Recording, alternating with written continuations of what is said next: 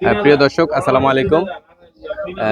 আমরা একটা ছাগলকে একটা স্যালাইন করতেছি। এটা হচ্ছে এই ছাগলটা ৪-৫ দিন যাবৎ খাবার গ্রহণ বন্ধ হয়ে গেছে, খাবার গ্রহণ করছে না।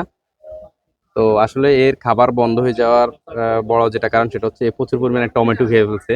প্রচুর পরিমাণে টমেটো খেয়ে ফেলার পর তার ফুড পয়জনিং হয়েছে, পেটে বদহজম, তীব্র আকারে বদহজম হওয়ার পর তার খাবার বন্ধ হয়ে গেছে।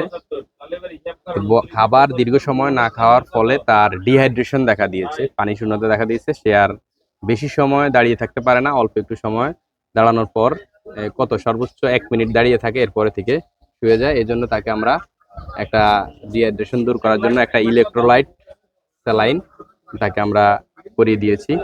তো আসলে মূল বিষয় হচ্ছে, যারা গরুকে সবজি খাওয়ান অবশ্যই সবজি, তরু তরকারি এগুলি একটু পরিমিত মাত্রায় খাওয়াবেন।